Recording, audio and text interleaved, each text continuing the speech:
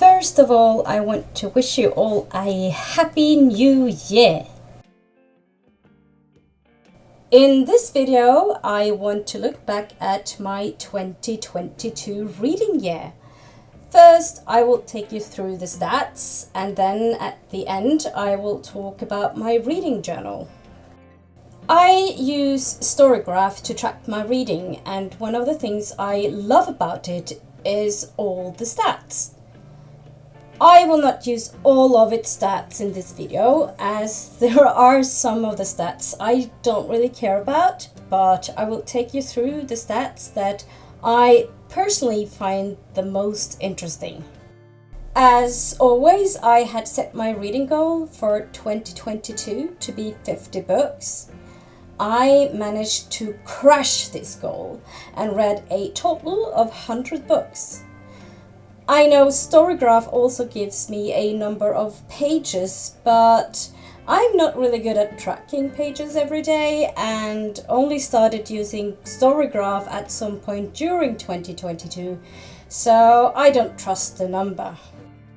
My first read of 2022 was The Gilded Ones, a young adult fantasy book written by Namina Fona. This is what's said about the book. 16-year-old Dika lives in Otera, a deeply patriarchal ancient kingdom where a woman's worth is tied to her purity and she must bleed to prove it. But when Dika bleeds gold, the color of impurity of a demon, she faces a consequence worse than death.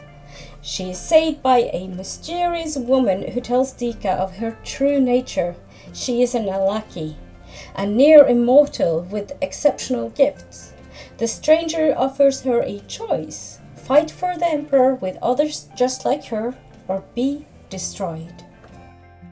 My last read of 2022 was a fairly short book, OK en til, written by Linn Strømsborg. Linn Strømsborg is one of my favorite authors, and this book is in a way a follow-up to some of her previous books, like Roskilde. Most of the books I read in 2022 were young adults, which shouldn't come as a surprise.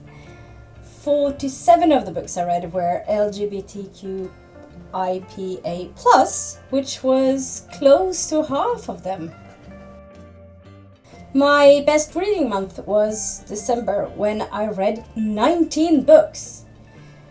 This was not a big surprise, as I had a very good reading week early on in the month. Even though my native language is Norwegian, I only read 26 books in it. I read 71 books in English and 3 books in Swedish. In addition to the 50 books reading goal, I had set myself 2 main reading challenges for 2022.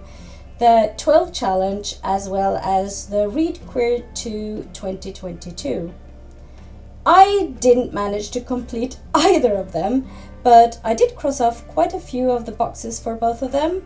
I guess this really proves that I'm not very good at doing the TBRs. If you have followed me over the past few years, this reading journal should be a familiar sight. And you will also know that I've been struggling with actually doing it and following it up. I really like the thought of journaling, and I admire how so many people make beautiful ones, but I never seem to have the spoons or focus to sit down with it properly. Therefore, I have come to the conclusion that I will not be continuing making a reading journal. I know by now that I'm not able to keep it up, and when I see it laying there, I just feel really bad for not doing anything with it. Let me know in the comments, how was your 2022 reading year? And are you able to keep up with a reading journal? Also, please subscribe to my channel, it means the world to me. Thank you. I guess that's all for now. I will see you in my next. Bye!